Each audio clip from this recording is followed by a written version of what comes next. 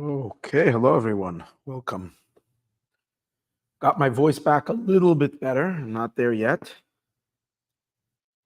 And we are going to continue the series that we've interrupted for a while called Key to Redemption in Our Hands. I forgot to add the key to redemption in our hands. Okay, I'm going to add that in the title. See, that's what happens when you become rusty. You don't do something for a few days and a few weeks. Okay, so this is going to be episode 28. Now, those of you who are following might be surprised that the last one was episode 21. And you might be searching for 22, 23, 24, 25, 26, 27. So there's 6 episodes that are now missing. Most of these episodes are kind of shorter talks. At least 3 of them. We're following the order that the Lubavitcher Rebbe said these talks in the last year that we heard him speak. When he was really focusing on his Mashiach message to the world in its full intensity. So we went to Parshas Kisavo, which was the end of Deuteronomy. Nitzav and Vayelech I didn't do because Nitzav and Vayelech was a very much integrated, particularly with that setting of that year. It would have been very hard to teach it in a year that's not set with that set of the calendar. Or at least that was my excuse not to do it. Maybe it was just a little bit of a lack of desire to plug into it. I'm not sure exactly. I'll do my own soul searching on that. But I didn't do that one. And then there was a short blessing so that's one. Then there's a short blessing from before Rosh Hashanah, a very short one. Then there was a longer blessing before Rosh Hashanah that we didn't do. And then there is a blessing before Yom Kippur where the Rebbe gave a talk. It was mainly a blessing. Not really much of a talk, but it is a blessing. And there is always, when there's a blessing, there's always Torah there. And then there is a talk for Simchas Torah as well. And I guess in the holiday, I didn't get a chance to do that. And then there is also it wasn't a particular talk, but the Rebbe gave it for the Kinos Torah, which means he took this from, I guess, things that were said during the Fabring, and he set it aside as a teaching about, it's called Kuntras Halachas Torah Shabbat Peh. So that's another one, which is phenomenal. I mean, all of these are phenomenal. I didn't get a chance to teach them. So because I want to have all these episodes recorded, and I will probably not do those until we conclude the whole series. Then we'll come back to those. So intentionally, I left them vacant so that we will know to come back to them. Okay. Now that we've done that introduction, we're ready to start.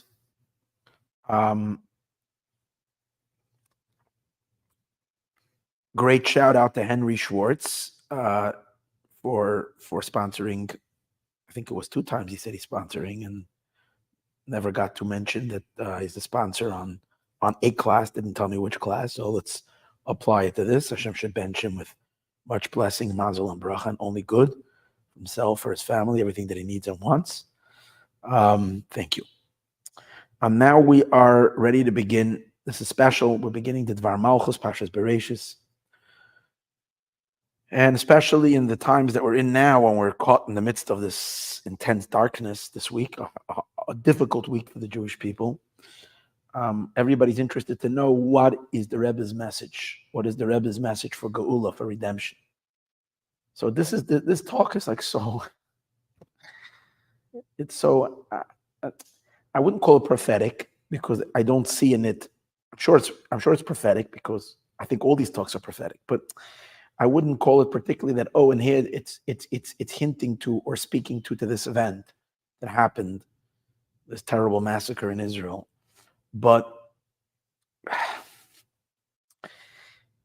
the content over here is so relevant and so meaningful that is just unbelievable. This another name, that title that I would have called, it's called First Things First. But the other title that I was thinking to name it is The Jew in the World. Bereshis means in the beginning, and as we're going to see, one of the interpretations that Rashi says and the Midrash says doesn't only mean in the beginning of creation, but in the beginning means For the sake of two beginnings, two things that are called first, Hashem created all of creation. And that is for the sake of the Torah, for the sake of Israel, for the sake of the Jewish people, and for the sake of the Torah. It's these two things that are at the nucleus, at the core, and the reason, and bring about and give meaning to all of creation. And in this talk, the Rebbe really clarifies this with such deep profundity on what does it mean and what is its practical application both to the Jewish people, what they need to know about themselves, and what do the nations of the world need to know about the Jewish people. And it goes into the struggle of the Jewish people living in the land of Israel. And the fact that nations of the world don't like it and either protest verbally, vocally, or, as we saw this week, will go to any means to either, I think it's more than just a war against Jews in Israel. I think it's just a war against the Jewish people. Not I think it is that way. It's just an excuse, Israel. But the bottom line is that it's there is this incredible jarring entity called the Jew, and the Jew being in the land of Israel, which kind of unnerves the world in a way like nothing else unnerves the world. So you see the way some people deal and then how others react to it. And basically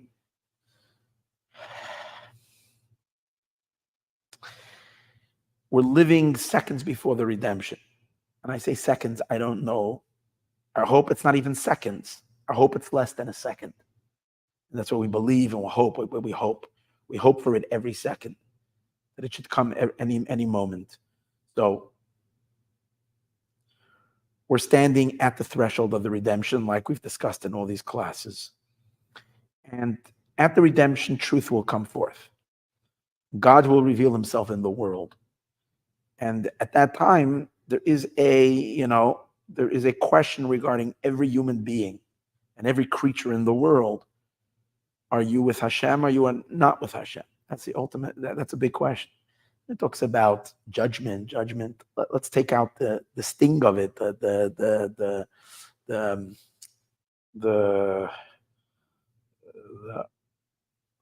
apocalyptic element of it. Let's move that away. I'm not going there.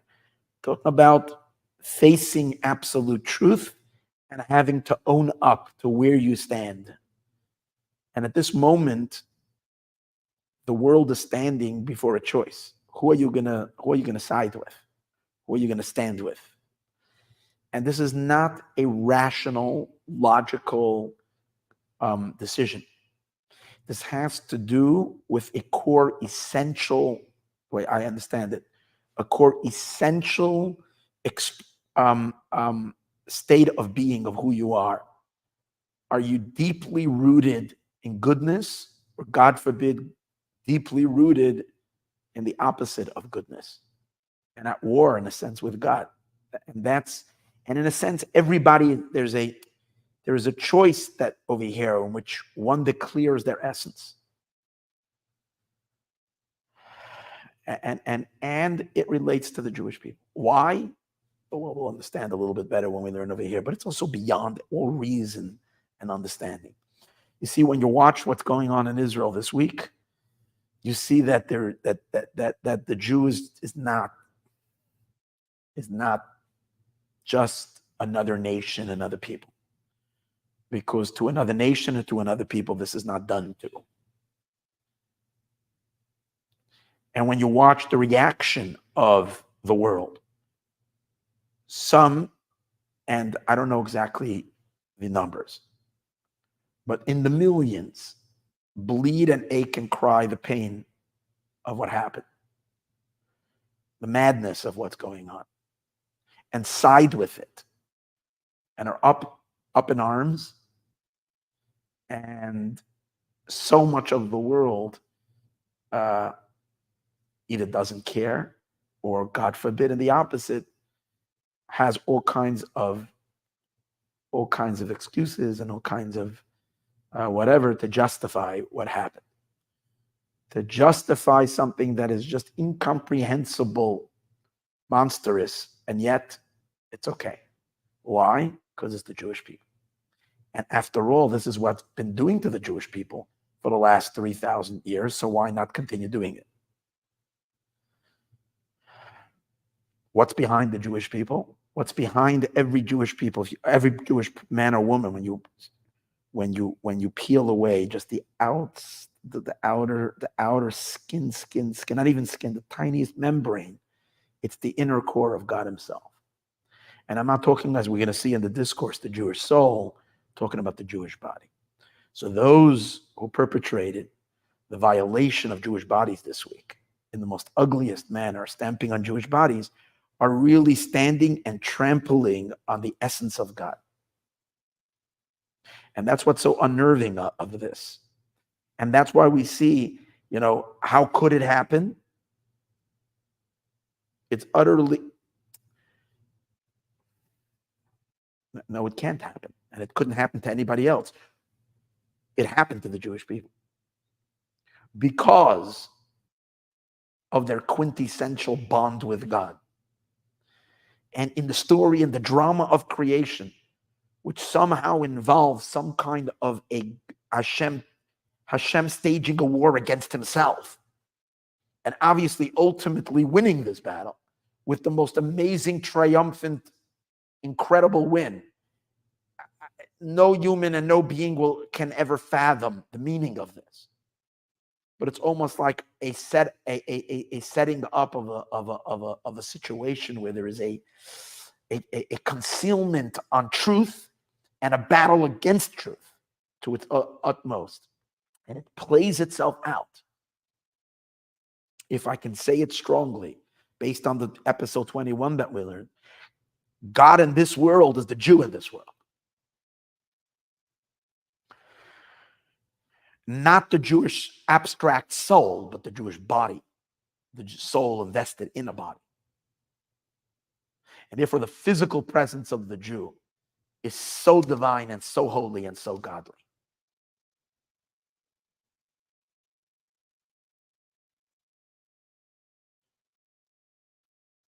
This is the only explanation for a incomprehensible hatred, what's called anti-Semitism. Again, I'm not explaining, there's no logic, it's not rational, it's core essential. Whoever has allowed evil into their soul hates the Jewish people and can't explain why they hate. I don't know at which point it's a choice. I really don't know how it works. I mean, if God is going to hold people accountable for it, then there has to be some measure of choice, and I don't know how that works. I can't explain it. But on the other hand, again, we're living through a time where all of humanity has a very short period. There's not going to take too much longer. There's no question that we're at the very end. So people should watch what their comments they make on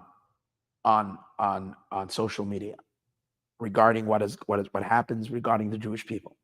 People should be very weary because someone is watching and reading all of that. All that is seen. All that will stand forever and ever and ever for all of eternity. This talk really just cuts right into the core of all of this. And that's why I'm saying it's so incredible that this is the talk of Shabbos Bereshis, which is what we're dealing with this week. This week is we begin the Torah reading. We begin with this Torah portion. Okay, it's going to take a while till we get into the meat of this. Beginning, the Rebbe has a discussion about Shabbos Bereshis on a general sense. So probably much of what I've gotten into today will be discussed at the very end of today's class, and Bezrat Hashem in the next class. Okay, so we begin over here. The Rebbe begins. It is known, the statement, of our Rebbes, our leaders, our masters, our teachers, referring to the Chabad Rebbes of the earlier generations. That Shabbos Bereshis, which means this Shabbos in which we begin, every week we have a certain Torah portion, and the Torah portion, characterizes the Shabbos. Because we read Shabbos a different, every Saturday Shabbos we read another Torah portion, so it's characterized by the week. This week is that we read Breishis, which is the beginning of Genesis. So it is known that regarding this Shabbos, that this Shabbos is crucial for the entire year.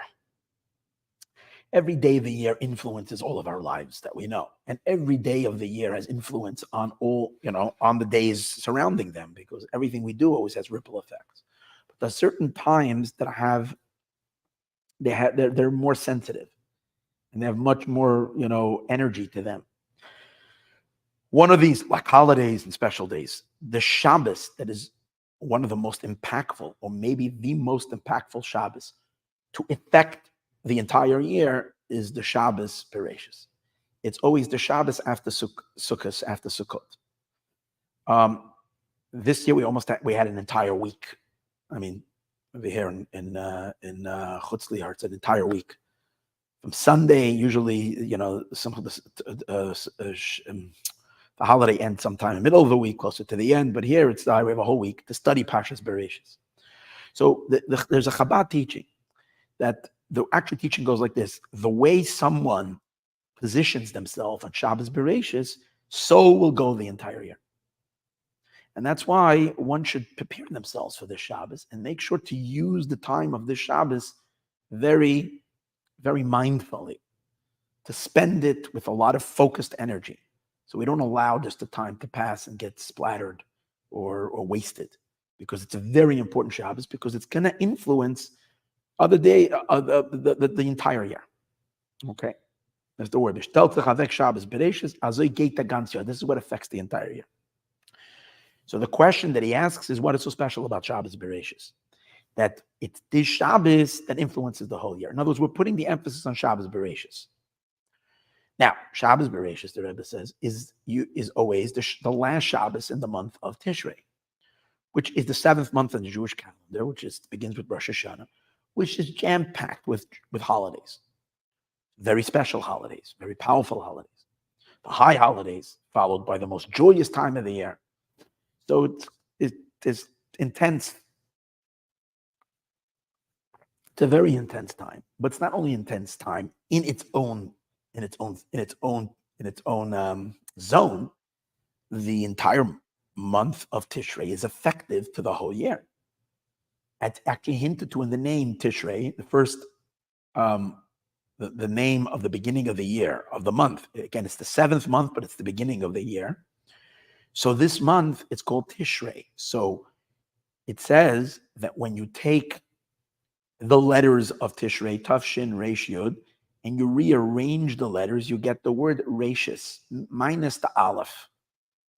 Breishis is spelled Resh, Aleph, Shin, Yud, Tav. Here you have Resh, Shin, Yud, Tav. These are the 4 letters that are 5 letters. But we know that sometimes vowels are not stated, so it can be read Breishis, which, in other words, they're hidden. The vowel is hidden. So, and what does Breishis mean? The beginning. That means that Tishrei, if you rearrange the letters, it means the beginning, but it doesn't mean just the beginning. It means the head, because the reason the beginning is called the beginning is from the word, in the word Breishis, the first 3 letters spell the word Rosh. Rosh means the head. And that is coming to indicate that the head, just like the head, is the most important part of the body, but not only the most important part of the body, it controls the entire body, but it actually contains the entire body in it. The brain has everything of the body inside of it. So too, the whole entire month of Tishrei is the brain of the year. It's the head of the year. If so, that means all of Tishrei impact the whole year. And as we are really told, that the way we behave on Rosh Hashanah is going to have huge consequences on the entire year. And that's why also Rosh Hashanah, we're told not to waste a minute. It's not really a law, but a very serious custom that we don't sleep during the day of Rosh Hashanah, only in the night, but during the day we don't sleep. You shouldn't miss a moment. Rosh Hashanah should be spent the entire time focused on praying and on studying and on meditation and on tshuva and connecting. Rosh Hashanah is a very serious time. Again, because it's not just because it's the day of judgment, but because it impacts, it's the brain. And the brain, the most tiniest imperfection, God forbid, causes most damage than any other part of the body, most sensitive part of the body. Yom Kippur is also called Rosh Hashanah, the holiest day of the year, but it's also called Rosh, because it also contains within it all year long. And even Sukkot and Simchas Torah are all-inclusive holidays, because the joy for the entire year, we drum it up on Sukkot. And on these are the days in which we gather up, or it's called Chag HaAsavak. It doesn't mention this over here. It's called the holiday of gathering, but it means we gather up all the energy that we need, all the joy and excitement, if we might say, passion that drives our service for the entire year. Rosh Hashanah and Simchas Torah, the dancing is like, and this is what energizes us. It charges us. It's the charger for the whole year.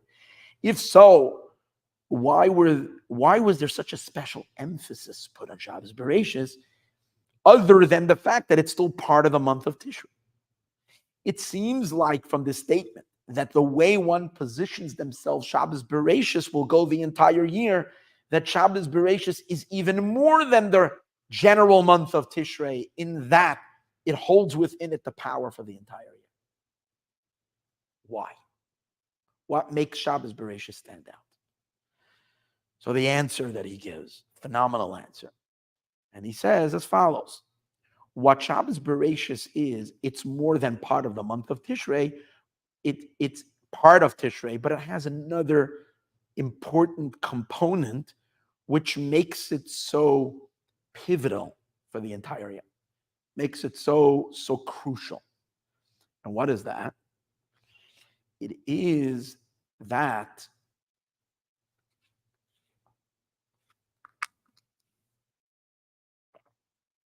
it's what connects the head. It acts almost like the neck.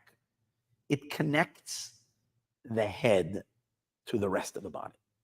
It connects the beginning of the year, the very, very lofty time of the year, and it attaches it to the rest of the year because it serves as the bridge. That's what it is. It's the bridge that bridges the head to the rest of it, which means a person can have a very rich head, a very phenomenal head, but if for whatever reason that richness of the head, the content of the head, is blocked by some kind of an artery that blocks, and it doesn't allow that to come down to the rest of the body, then the person is not a functioning human being. We can understand that. Any type of clot that will block, even though the head itself is healthy, nothing wrong in the head, but if there's some kind of a damage that's damaging the spine, let's say, which is the kind of like what carries the nerves from the spinal cord, from the brain down to the rest of the body, you have a disconnect. Shabbos Bereshis is that connector. Why? Because Shabbos Bereshis has within it both. It has within it the substance of the head, of Tishrei, which is the head, but it also contains within it the rest of it. It acts as a perfect medium, a mediator. A mediator always needs to, which mediates between two parties, has to have an understanding of the world of both parties. And the simple example for that is if you're mediating between two people that, just a language, you're acting as an interpreter, which is a form of a mediation between two people who couldn't understand each other. You yourself need to speak both languages. So the interpreter. So Shabbos Bereshis has to have within it Tishrei, the head. It also has to have within it the rest of the year. Why? Where do we see that in Shabbos Bereshis? Shabbos Bereshis is the conclusion of the month of Tishrei. And it might not be the last day of the month of Tishrei. This year, Shabbos Bereshis comes out almost the last day of the month of Tishrei. I think Rosh Chodesh is on Monday. Maybe also on, I think Monday, Tuesday, if it's 2 days. Or maybe Rosh Chodesh Cheshvan is only 1 day this year. But Rosh Chodesh is on Monday, I know for sure. So Shabbos Bereshis will be the 28th of the month, close to the end. It's not the last day. But it's the summarizer of the entire month. Why? Very simple. Because we know that any event that takes place during the week, either a spiritual flow, a godly flow of energy coming from above, which we're privy to, which is given to us as a gift, or the work that we drum up through our service, through our efforts, and we create a force, a spiritual force. Everything is elevated on Shabbos. Shabbos elevates the week. The word Shabbos means to return. So it's a returning back towards the higher realm. It's an elevation. Shabbos is an elevator. It's almost like, and we once spoke about a few weeks ago in one of the discourses.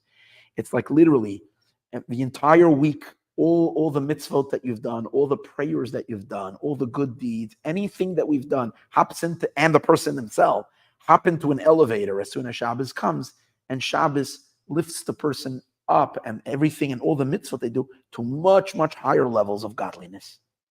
And obviously when they rise higher, they're activated and bring all the blessing and all the light that it's supposed to do, because it's going into the more potent spiritual realms above. We have to do them in the physical world, but the release of their energy happens in the upper realms. How do they rise upward? How are they elevated? Shabbos brings everything up.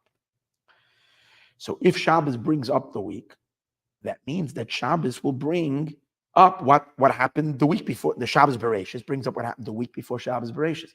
So what happens the week before Shabbos? Shmini Atzeres and Simchas Torah, which is the last 2 days of the holiday of Sukkot. Now, Shmini Atzeres and Simchas Torah is meant to be the absorption holiday that absorbs the entire month of Tishrei. We begin to shake up the heavens on Rosh Hashanah, and we blast it to levels unimaginable, going up very deep into the highest ranges, like you listen to the class we gave on Yom Kippur, onto the most mystical, godliest levels on Yom Kippur. Right, through the shofar blowing and through the fasting and through the prayers and everything that Yom Kippur, unbelievable. And then we stir it up through the 4 species and sitting in a sukkah of the plants, the daled minim and the sukkahs and all that, and the joy that we have. By now we've created so much light and so much, but we don't want, God forbid, that all that light should just wash over us and be gone. So the point of Shmini Atzeres and Simchas Torah is actually that we're vessels already to actually internalize it. Atzeret means to absorb. So everything is taken into us. And Shmini Atzeres and Simchas Torah, we take it in. Okay, we do that whenever the holiday is. Comes the next Shabbos, and the next Shabbos takes that absorption, which contains the entire month of Tishrei, which is the head of the year, the nucleus of the year, the most powerful, the brain of the year, and takes it and elevates it to its ultimate place. Because Shabbos, without doing anything, Shabbos itself elevates the week. So we can understand how pivotal Shabbos Bereshis is in terms of it's the grand conclusion of the entire month of Tishrei. For that itself, it's super special. In a sense, we can say that alone makes it already more than Rosh Hashanah, more than Yom Kippur, more than Sukkot, and more than the beginning of Sukkot and the latter half of Sukkot, Simchas Torah. Why? Because in a sense, it has everything in it, elevating everything. It's not just one part of it. It's the entire package. But that's not the main point over here. The main point over here is not the fact how powerful this is. The main point over here is that now you have to be able to translate this into daily living. So Shabbos Bereshis helps maneuver that translate that into the small little tidbits of life, the small little avenues of everyday living. How? That you live a godly life, not a material, empty life, but a godly life full of content. How is that? That is accomplished because Shabbos Bereshis is always the Shabbos in which we bless the month, the upcoming month, which is the 8th month of the year. Now, the 8th month of the year is called the month of Cheshvan. Now, what do I mean we bless? We know that always the Shabbos before a new month, we make a special prayer and we declare a blessing for the upcoming month. And the reason for that is because just like Shabbos is an elevator that elevates, Shabbos also draws down. It's the source of all blessing. It draws down. Actually, it's a difference. I'm not going to get into the Kabbalistic element of it. Friday night is mainly the elevation. Shabbos is rising upward higher and taking all the good that we've done to the most sublime heights. And Shabbos day is the masculine Shabbos, which is the flow of energy from the highest of the high flowing back down into the world. First into the soul, and from the soul back into the world. And that is the reason why Shabbos is also blesses the following week. If it's the month, if it has a new month, we want to make sure that the next month is saturated with blessing, that we get an enormous godly empowerment. So the Shabbos before gives us the enormous godly empowerment to have a really robust month, a powerful month. So we always bless the month Shabbos before. Okay, we're not there yet. Now, this upcoming month, that is the month of Cheshvan, is the total opposite of the month of Tishrei. In what sense? It is the most regular, down-to-earth, worldly, what we might say, mundane month. Down-to-earth living. There's not one holiday. There's no other Jewish month that doesn't have any holiday. There's always Cheshvan is called a dry run. Well, it comes right after we've had so many holidays. It's like the empty month. But precisely because of that, it's the most important month. It's the most important month. Why? Because in Judaism, we're not celebrating the highs. The highs are great. You need the energy. But the purpose is to bring God into a non-godly place. That's the whole purpose. That's why what counts the most is not how you behave in the month of Tishrei. It's how you behave 3 weeks after Tishrei. When everything is normal, when you're not in synagogue, when you're not in shul, when you're walking, the regular streets, when you're shopping, when you're interacting with people, where is your spiritual light then? Where is your consciousness then? So Cheshvan is the most, more than any month, it is the most earthy, we might say, of all months. Tishrei is the most heavenly of all months. Cheshvan is the most earth month of all the months. Now, Shabbos Bereshis, in one Shabbos, combines both. See what's going on? It's elevating the month of Tishrei with all of its heavenly light, and it's blessing the month of Cheshvan. That's why, what is it doing? It's the connector. It's the fusion. It fuses the month of Tishrei. So, without it, you're lacking, sometimes.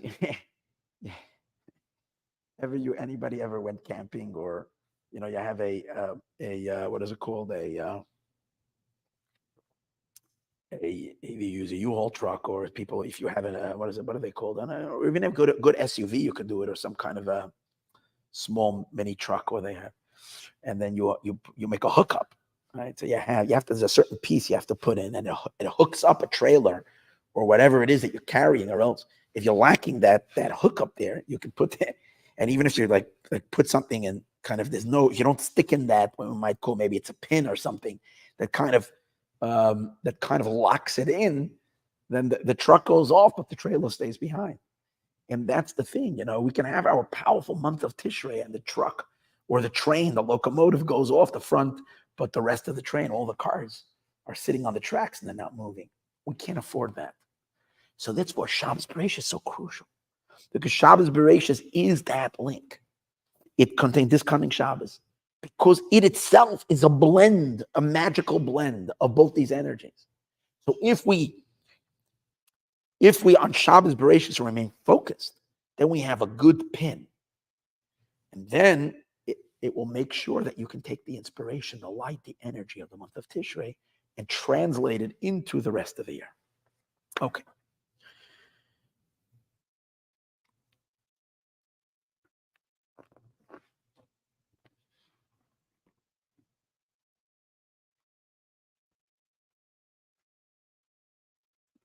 Now this idea, I'm going to add this is the main idea from chapter 1 of the talk, but I'm just going to add a little because I'm trying to be as true to the talk itself. So a lot of times these little tidbits the Rebbe adds, it's just so beautiful, which we can go without it, but it's the spice.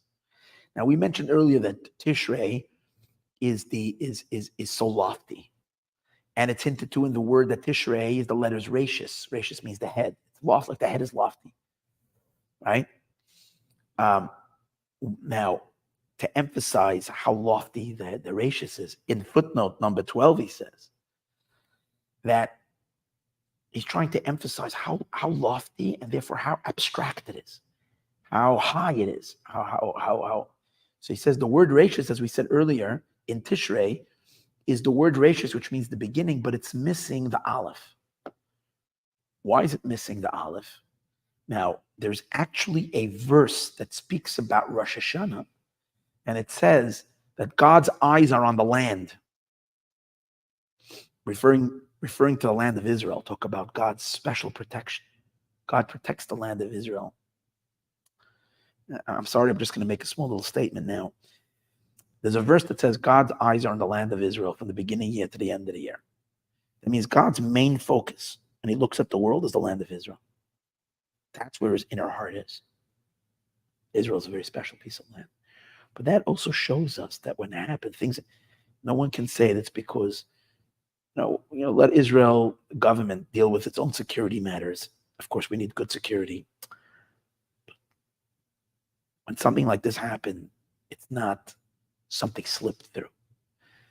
It's incomprehensible. I don't know. It's connected to the Messianic process. We will understand when Mashiach comes, maybe. But it's not just a coincidence or like, there was just some shlamazel not watching the border. And as much as this was meant to happen, again, I'm not for something infinitely bigger than the universe, as tragic as it was. So why am I saying that? Because when we say that God's eyes are on the land, but in that verse, when it says God's eyes are on the land, it says Bereshit from the beginning of the year. The Torah spells the word Bereshit without an aleph, even though the beginning of the year is referring to Rosh Hashanah. So the Tanya, the Alter Rebbe says that it's missing the aleph because we know that Rosh Hashanah there's a certain concealment. All the cosmic energy of creation gets sucked up back to its source. God kind of retracts from the world on the eve of Rosh Hashanah because God wants us to engage him. We should bring him down. We should draw his presence into creation. So that's why the word Breishis represents a suction, that's why it's missing the aleph. Aleph is God. God is in a state of retraction. In that sense, there's a certain negativity. God has kind of forsaken the world. But the Rebbe over here says there's a great positivity there as well. What it's saying is that everything gets elevated to such a high level that Aleph, the letter Aleph, which represents Hashem, because God is number one, which Aleph is number one. But the letter Aleph also spells, like we discussed in earlier episodes, also the word Pele. Pele means a wonder. The wonder is so high. There's different types of wonder. Like certain times you have something that puzzles you. But it puzzles us, but it doesn't fry our brain. It just puzzles us, like we're puzzled. But sometimes there's something so puzzling, so incomprehensible, meaning it is so concealed. It is such a wonder, but that indicates of how godly it is, how boundless it is, how infinite it is that our minds can't even begin to to probe it. So in that sense, Breishis without an aleph is indicating that the energy of the world during the month of Tishrei is so elevated that it's so concealed. That's showing on Breishis how high it is. Cheshvan, on the other end, as we spoke earlier, is a down to earth. And I think later in the Dvar Malchus, the Rebbe is going to speak about the name Cheshvan, showing it over there as well. We're going to get to that. But in the world, so that shows the extreme of loftiness of the month of Tishrei. But precisely because of that, the Rebbe says, the loftier something is, the more abstract something is, the farther, the higher it is. We said it's higher to grasp it. So we might be there in the moment because the holiday itself lifts us into that place. Our souls lift us in. The gravitational pull of God pulls our souls into this awesome godly place. But the moment we're like that suction stops, and we're kind of like dropped back down, we can hit the floor in a thump, and all that is gone because we have no way to grab it. And that's the function of Shabbos Bereshis, to be able to take it, and to infuse it, make it part of us. Now, the word Shabbos, now this idea, but what does it? Shabbos does it. Shabbos Bereshis does it. And here the Rebbe shows how in the word Shabbos Bereshis, you have the opposite message. That here you have Bereshis with an aleph. That the aleph, that hidden aleph that was kind of dancing above our heads, we couldn't get it. The aleph is hiding. It's above because it's so lofty. Now the aleph is present in the word Bereshis. And the aleph is there. Plus, he said, the word Bereshis doesn't mean, Bereshis means beginning or first. But it doesn't mean first. It means first of. The word Bereshis, Rashi says in the beginning, means the first of. It's always connected to the next word. If you're saying something is one, you can say this is one. But when you're saying it's first, in general, first implies that there is a second. Especially if you say if this is the first of, so then I say, first of what? I know there's some others following. And it's part of something else, but it's the beginning of it. Therefore, the name is how much significance every little detail has over here. By calling it Shabbos Bereshis, it's telling you it's the first of the year. It's very well connected to the rest of the year. And therefore, it extends its influence very strongly on the rest of the year. Even more, now, the Rebbe wants to make sure that all the nuts and bolts are really, all the screws are really tight. So he takes it further. And why is it called Shabbos Bereshis? It's the beginning of the year. But it's also because we start reading Bereshis. Now, when you start reading Bereshis, the fact that you're reading Bereshis, what does it mean? You're starting to read a book that you're going to continue reading the entire year. The fact that you're reading now, as I say, a person says, I'm planning to read this book. So how long are you going to be occupied with it? I don't know. Some people read slow. Some people read fast. Most people, if you're taking a book seriously, in a week, you'll be done. You'll read it over 2 weeks. If it's a more book that takes thinking, you might read it for 6 months. I don't know. The Torah is something we're going to read the entire year. And we're starting it portion by portion. If so, just by calling it Bereshis, we're not disconnected from the rest of the year. We're starting a read that's going to continue. That is also connected. So it's connected because the word Breishis means the beginning of. Number one. Secondly, we're reading a Torah portion, which it's going to follow it with the next Torah portion, which is going to be in the next portion. And that's why the Bereshis juice, if we might say, which carries the Tishrei juice, the brain juice of Tishrei, it's going to carry it all the way into August, in September, all the way into, we say, in the month of Tammuz and Av, which are further on the most furthest points of the year, are all going to flow from this energy of Shabbos Bereshis. One more emphasis to emphasize that even stronger. What is the Torah speaking about in Bereshis? Bereshis is not only a name of a Torah portion, of the first Torah portion, but what is Bereshis talking about? It's talking about in the beginning when God created heaven and earth.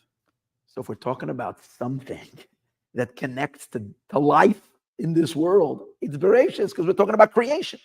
In the month of Tishrei, we're not in creation. It's almost like we float above. We're kind of out of space. We've taken a break from the world for a month. We're somewhere up there in heaven. But Bereshit is focusing you on the world. It's talking about the creation of heaven and earth and time and space and trees and grass and fish and animals and people. And you start the story of humanity. Boots on the ground, earth living on earth. The story begins. So obviously, we're connecting to the year ahead of us, but much stronger than that. Not only is the subject matter regarding creation, so that's a connector, it's kind of grounding us, but this is powerful. When we're reading Bereshis in the Torah, when God created heaven and earth, we're actually creating the creation for the upcoming year. Why? Because the Zohar says that when God created the world, God looked into the Torah, and by reading the Torah, he created the world. God didn't just, we know God created the world through utterances, but God didn't just speak, giving like a noteless speech. He held the Torah in front of him, whatever that means, in its most spiritual form. And from the Torah, he read, in the beginning, God created heaven and earth. So he created it from the Torah. Istako ba'araisa, he looked in the Torah, ubara alma, and he created the world. Now, the Zohar continues. I say, well, that's God. But that doesn't mean when I'm reading, it's when God. Then the Zohar continues. Barnash, a human being.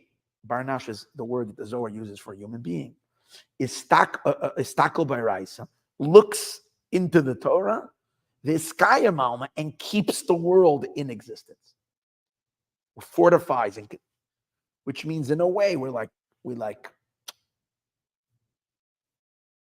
substantiating creation. We're co-creators with God as so when we're reading Torah, so when we read the story of creation, we're kind of designing this world for us. So therefore, on the Shabbos, if we are in a good mindset, in a positive, that's why it's so important, especially now when we have so much negativity in our head and our hearts, because not by our choice, all this ferociousness was dumped into our psyche, because probably like myself, most of you, took a peek at the ugliness, and that leaves deep scars in our psyche.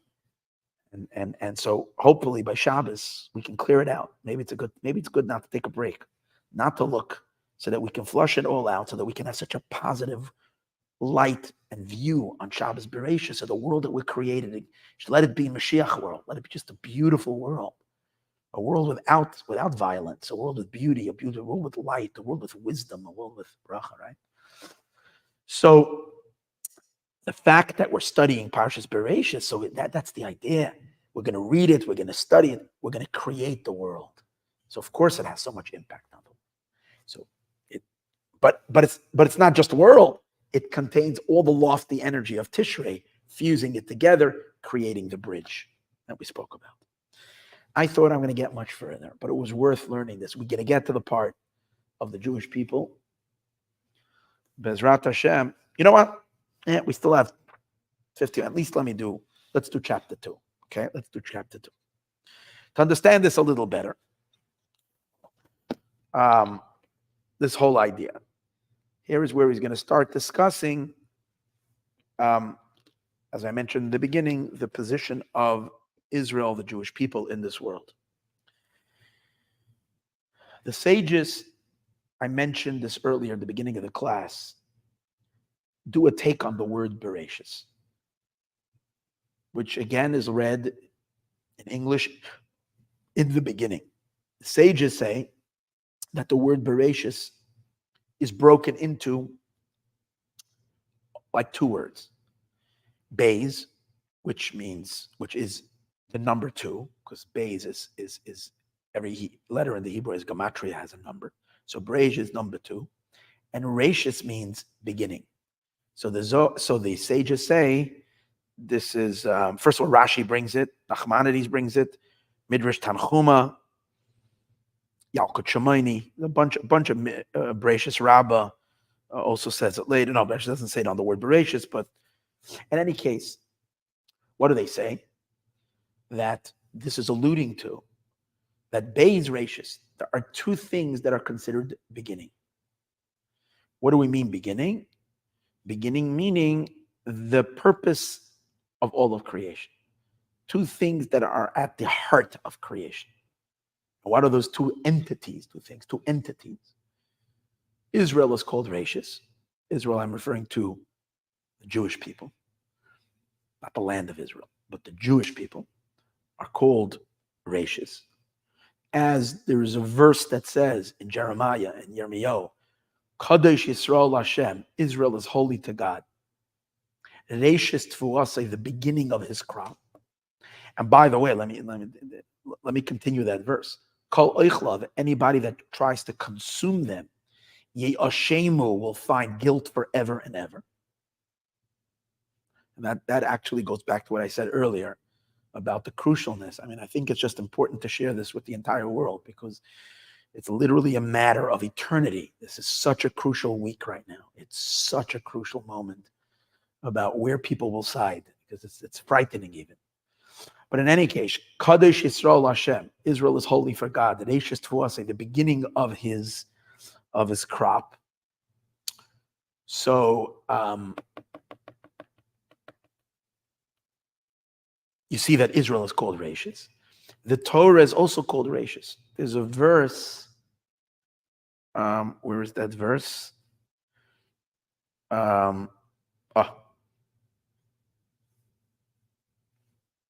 In Mishlei, in Proverbs, number 8, there's a verse that says, Hashem kainani, that God acquired me, Reshis darko, the beginning of his ways. So the Torah is saying at the beginning of God's ways, the Torah is speaking about itself, God acquisitioned me or acquired me. So the Torah is the beginning. Israel is the beginning. So right at the beginning of the Torah, even though it seems like it's the story, the Torah is relaying at the beginning the story of creation, it's hinting to the inside story. The outside story is a world. Planets, stars, sun, oceans, life, fish, trees, billions of a world with everything on it, with everything that goes on. What's the inside story? What's the intention? What's the inner light? What's the inner significance of it all? And the inner significance, when we say inner significance, also means that it preceded creation. Because then God created the external world to fit and to facilitate his intention, that the intention existed before. What's the intention? Israel and the Torah. That's why the Midrash says that there are things that preceded the world, 7 things. But the primary 2 elements that preceded all of existence is Torah and Israel. Obviously, it doesn't mean the physical existence of the Jewish people. We'll talk about that later. Our bodies, because that wasn't, God created that as part of creation. But the soul of Israel's before the world. That's what the sages say on Bereshit. Now, okay, everybody that studies Torah with commentary, starts with Rashi, knows that. Here's the Rebbe's incredible insight. The Rebbe asks, hold it, I'm confused. When you're reading Bereshit, there's a simple meaning. What's the simple meaning? In the beginning, when God created heaven and earth, it's talking about God, the story of creation. If it's talking about the story of creation, then it's not talking. It's talking about creation. It's not talking about Israel. In other words, these are 2 interpretations that are completely two. Either it's talking about things that are prior to creation and above creation, or it's talking about creation. It's the same word. So which one is it? Make up your mind. Are we talking about the world? Or are we talking about some other entity?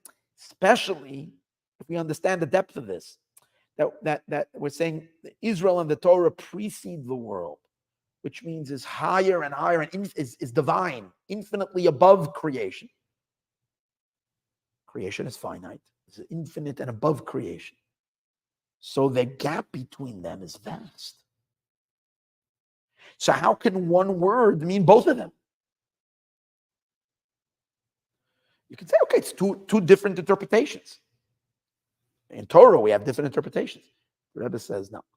Whenever you have various interpretations in one word in Torah, they have to be linked up together. They can't be separate interpretations that are not related. Especially, he says, going to make the question much stronger, according to Rashi. Rashi brings both interpretations regarding Bereshis, one after another, without feeling any kind of conflict. Rashi starts off. Rashi is the chief commentator, Rabbi Shlomo Yitzchaki, right? Lived in the, I think, 11th century or the 12th century. So Rashi, everybody studies. If you want to study Chumash, you have to study with Rashi. That's your basic learning, or else we have no idea what's going on.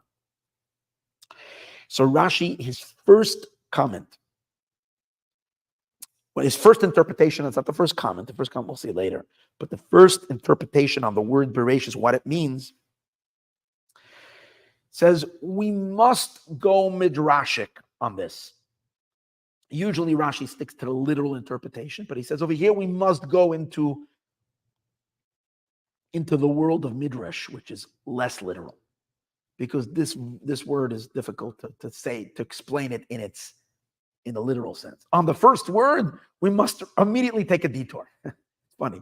I'm going to interpret all of the Torah on the simple level, but on the first word, he's already breaking his rule, and he's already going midrashic. Just shows you the complexity and the awesomeness of the Torah. But in any case, what does he say? So he brings this idea that we mentioned earlier, that Bereshis means the two things that precede creation. After Rashi is done bringing this midrash, he says, our sages say, he says, and if you want to understand it on the simple letter, okay, so let's try to figure it out on the simple letter. And he does explain it. He has some hard time, but he manages kind of to do a little scraping over here and a little adjustment over here. And through doing it, he fits it in that it should fit according to the literal meaning, that it means the beginning of creation. Because there's something linguistic off over there. And that's why he's having a hard time. But then Rashi manages to really, place it and do it well. But still, he puts the midrash first. So now the Rebbe says, hold it, there's something that rubs one wrong over here. Something that's not going smoothly. Because if you're going to read Breishis to mean, as Rashi says in the second interpretation, that it means that you could fit it in, that it means the beginning of creation, which, of course, that's what it means. It's telling you the whole story. It's telling you a story of what's the next word. Bara, when he created Shemayim va'aretz, the heaven, when he created heaven and earth, right?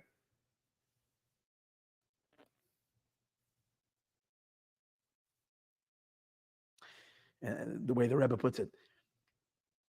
In the second interpretation, Rashi says that's the literal interpretation. The first interpretation, Rashi says explicitly that this is not literal. This is a more homiletical type of a interpretation. Why is Rashi even bothering with homiletical? Rashi is here to explain to you simple interpretation. And especially since the homiletical interpretation, the midrashic interpretation,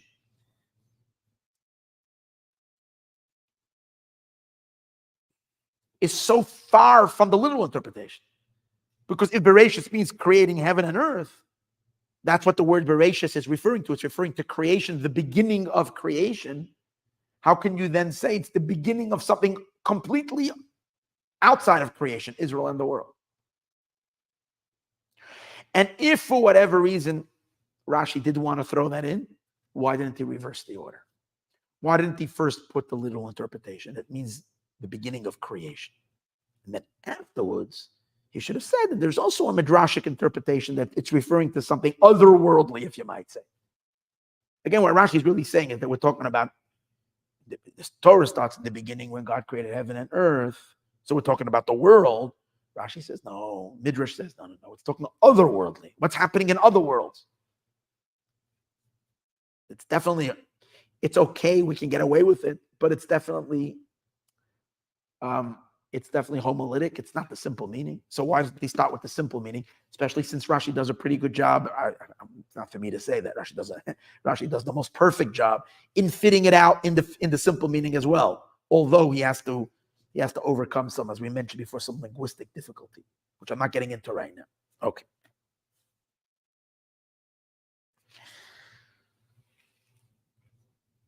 So again, what are we trying to deal over here? How do we fit the two together? Adding more to this. I know I'm getting a little more technical now than the rest of the class. The rest of the class was very inspirational. Now we're getting a little technical. But the depth that's going to come out of this after we work our way through is awesome. But we're going to get there. Hold it. I'm just going to finish this thought, and then we're going to end the class. I'm going to continue tomorrow, Bezrat Hashem.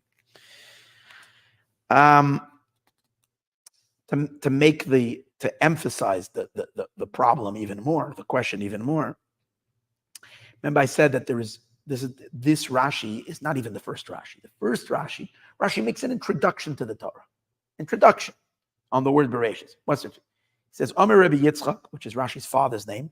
This Rabbi Yitzchak, who Rashi is quoting, is not his father. He's quoting a midrash in the name of Rabbi Yitzchak, who lived like 700-800 years before Rashi, probably. Right? But it says that the reason Rashi chose to bring this teaching because Rashi wanted to honor his father, whose name was Yitzchak. So by saying his father's name, he was honoring his dad. It's just so beautiful.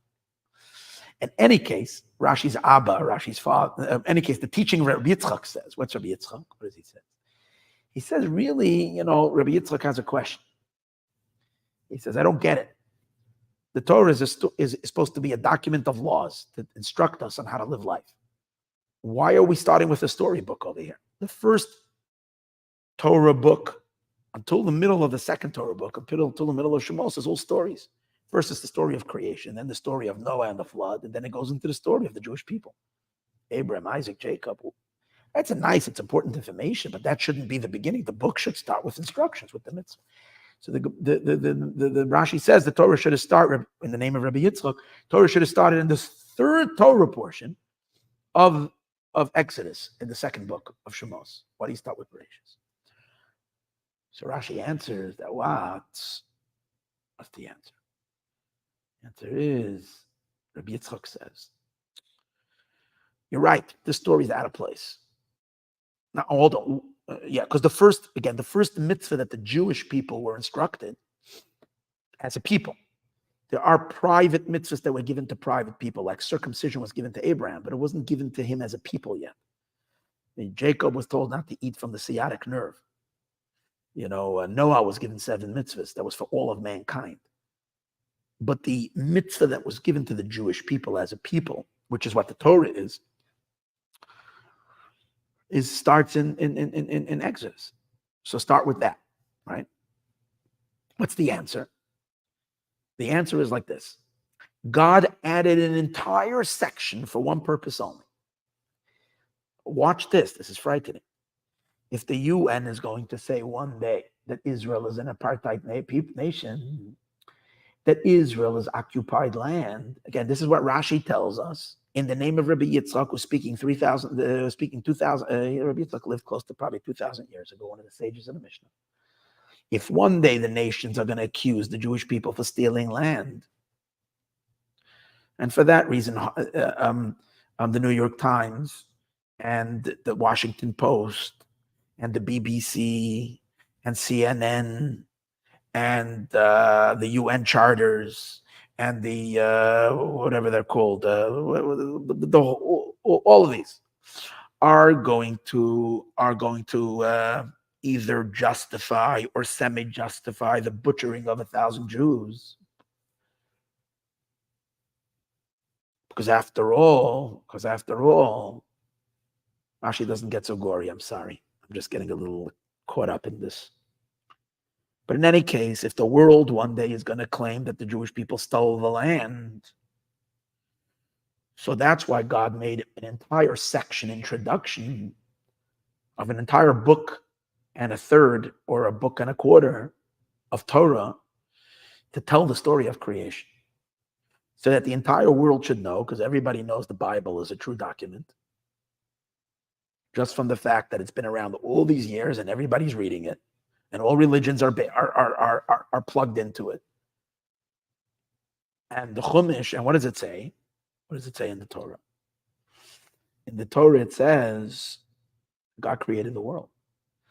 And since God created the world, he distributed the land, and he gave it to whoever he wanted to. And initially, he did give it to the 7 nations, initially. But then God decided that this was a piece of real estate that he wanted for himself. And he initially gave it to the nations so that so that when the time will come and it will be the right, he will take it away from them and give it to the Jewish people as an eternal gift. So if the nations will come and will say that you are thieves, the answer will be, well, God is the ultimate master of the world.